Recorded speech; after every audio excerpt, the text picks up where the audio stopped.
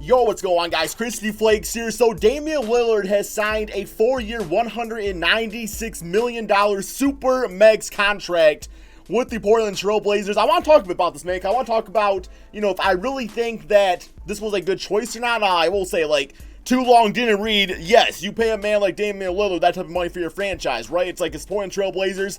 They got their point guard. Damian's been a beast for them for years. He's going to continue to be a beast with, man. It does work out to be roughly $49 million a season, which is absolutely crazy to think about.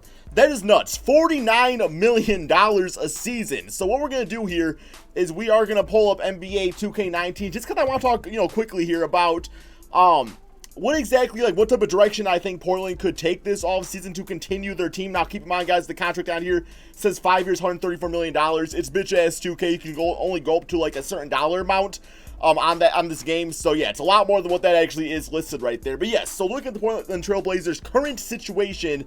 Of course, you got Damian Lillard on a super max contract. So, financially, it does kind of limit them a little bit. Now, the good thing is, though, is that for you got CJ McCollum out there who, 2 years, $25 million a season. I say he's probably about worth that. Just from a shooting guard standpoint, he seems to complement Damian Lillard very well. These guys, one of the best backcourts in the NBA. But also, that being said, next year he'll be an expiring contract. I'm sorry, 2 years from now he'll be an expiring contract, I should say. At only the age of 28, 29, a lot of teams out there would love to have CJ McCollum. So if they decide at some point that they don't think this backcourt is going to work out, for the long term, then they probably could flip CJ for something else out there and just kind of get a basic shooting guard alongside Damian Lillard. Of course, you got Nurkic, which actually makes Damian's contract not all that bad. That's because Nurkic, I think, is one of the better young centers in the entire NBA. Yes, he's going to be coming off of, I believe, an ACL injury. So we don't know exactly how he's going to be once he comes back. But regardless, when he's actually out there playing, he was one of the best damn centers, one of the best damn young centers in the entire NBA. He was putting up amazing numbers. I'm not saying he's one of the best centers out there. He's not up there with Jokic or Embiid or guys like that. But just, a guy that's going to score on the inside, play some defense, grab some rebounds, and do a pretty damn good job at it. So for $12 million, when you get good value like that, you definitely can't pass up on it. You got Kent Bazemore, who of course was acquired in a trade for Evan Turner. Just the fact that Kent Bazemore has a jump shot is something Evan Turner never gave this team whatsoever. So yes, they were both expiring deals. I don't really know the mindset of the Hawks going for Evan Turner. Maybe they just didn't want Kent Bazemore on the team anymore. Maybe they thought he was because sometimes he can be kind of a sporadic shooter. Kind of in that same mindset of J.R. Smith, where he's just going to be jacking up shots every now and then. And it's yo, what are you doing, bro? But looking at his history in the Atlanta Hawks, always a decent, three-point shooter. So I will say, if he can go out there, you go back to the 2017-2018 season where he averaged about 13 points, 4 rebounds, 4 assists per game. He is only 6'5", so I know he's listed as a small forward. I definitely see him playing some more backup shooting guard, and maybe Rodney Hood getting the start at small forward, they got Nazir Little now too, man. They also got Nazir Little now, who I think is going to be absolutely fantastic for this team, despite him going pretty late in the draft.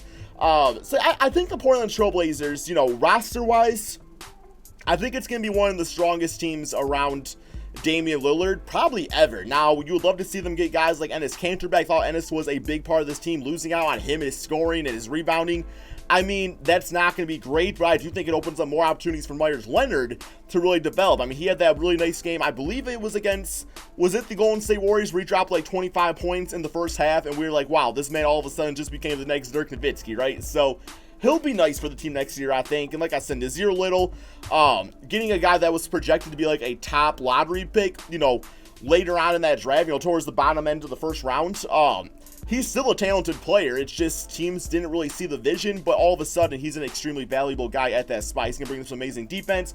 Thing that makes the universe about him is his offense here in the NBA. I think will be a hard cutter to the basket. And defensively, like I was saying, I think will be a beast, but offensively, you're probably not seeing too much from Nazir Little, which is okay, because I do think he can play in a lineup with Damian and CJ, kind of where they're focusing more on scoring. Another guy that's not listed on here that's actually a free agent now is Al-Farouq Aminu. I love that for them to bring him back. I just always thought he was an okay forward for this team, but I'm hearing a lot of other teams out there are very interested in his services. A guy who can shoot threes, play defense. That's always pretty sought out there.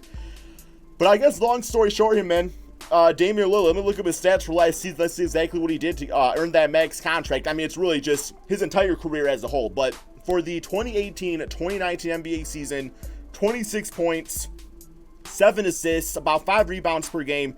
Very low in turnovers for a point guard, around 2 to 3 turnovers per game. That's definitely not too bad out there, I will say, for the amount of times that the ball's in his hands. Last year was a 37% three-point shooter, always kind of right around that 37 mark for his entire NBA career. Consistent-wise, overall field goal percentage about 43%. So, I mean, he's one of those guys that likes to pull it from the logo and everything like that, and he's going to bring some scoring out there, man. We all know what Damian Lillard does at this point. So, I just wanted your guys' thoughts about this in the comment section below. I plan on making a ton of videos as free agents get signed because, I got my opinion. I want your guys' opinion, man. What exactly do the Portland Trailblazers do for the rest of this offseason? Do you feel like they have money to improve this roster? What type of guys do you see them trading away? I mean, I can see them maybe, because, Zach Collins was nice, but I think at some point, with Nurkic coming back, you got to decide between Myers Leonard or Zach Collins, because both extremely young, and I feel like you can get some pretty good trade value out there for either one of them, man, based off the circumstances. So, yeah, I don't see them making a ton of moves this offseason. I think they're hoping that they get Rodney Hood back, and, of course, Bazemore, and just we can do score-wise, and maybe Nazir Little ends up, being a guy that can give them some really good value for that later first-round pick. But yeah, man, this is just the beginning of the free agency video, so drop a like on this video, man. Subscribe if you're new to my channel. Give me all your thoughts in the comment section below. Until the next one, peace out, my friends.